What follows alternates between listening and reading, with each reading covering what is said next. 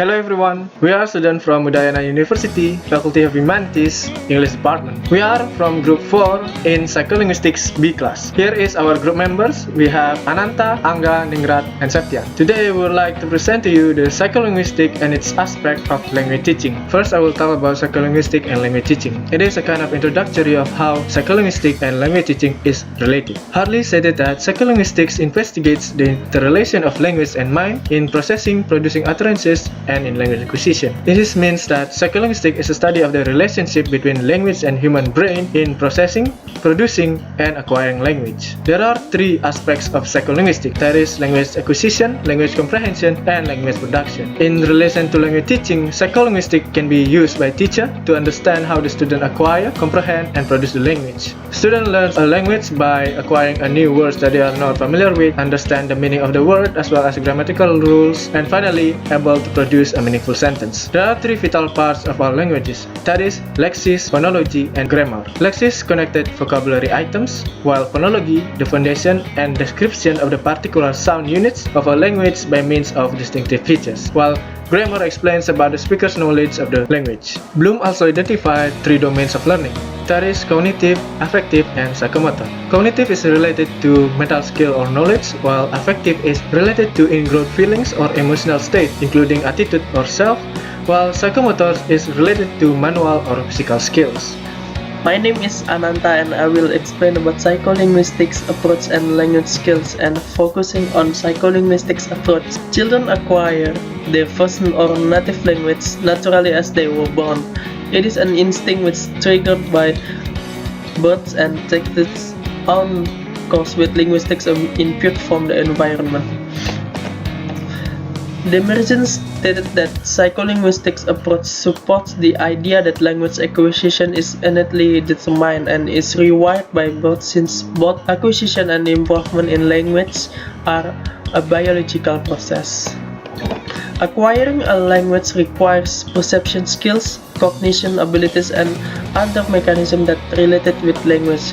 As what already explained before, the students involved with the three domains of learning, namely cognitive, mental skills or knowledge, affective, growth in feeling or emotional area like attitude or self, and psychomotor.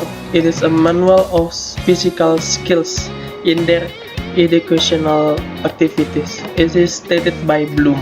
Psycholinguistics approach focuses on what humans know when they talk, how they acquire the knowledge, and how the knowledge is used. Matlin in 1994 argues that the central approach of psycholinguistics theory is how people learn a language biologically and what transformational rules that enable people understand the language.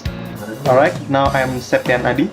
I want to explain about the psycholinguistic approach and language skills. This is about the psycholinguistic approach in language skills. Psycholinguistic theorists have explained the mental process occur in human brain during a person produce and perceive a language. Language perception includes the activity of listening and reading, while the language production includes the activity of speaking and writing. The first skills is psycholinguistics approach and listening skill. Psycholinguistics researchers show that in order to gain highly qualified listening activity, the intrinsic and extrinsic difficulties should be solved in listening lesson. One of the aspects of psycholinguistic study is language comprehension.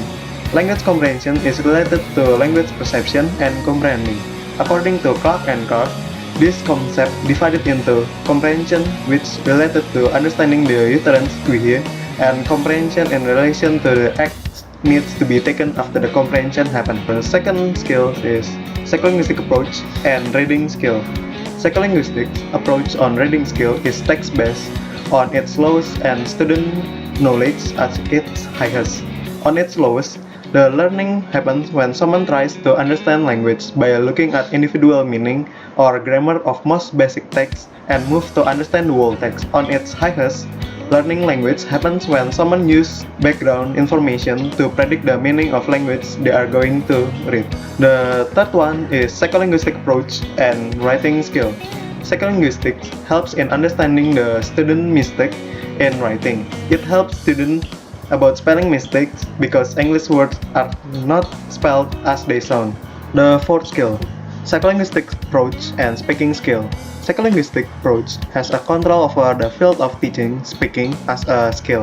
It has specified difficulties on speaking based on student-oriented difficulties. Psycholinguistics also explain that personality factors like introvert and extrovert students affect student performance in language learning.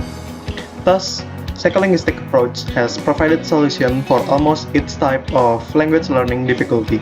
With the knowledge, teacher can apply the appropriate techniques to teach speaking skills by considering the condition of the learner and find interesting topics to be discussed so that the student will have a positive attitude and feel more comfortable in speaking class. My name is Ningrat, and now I will explain about method of language teaching. Richardson Rogers explained that method of language teaching derived from theoretical models of language and learning.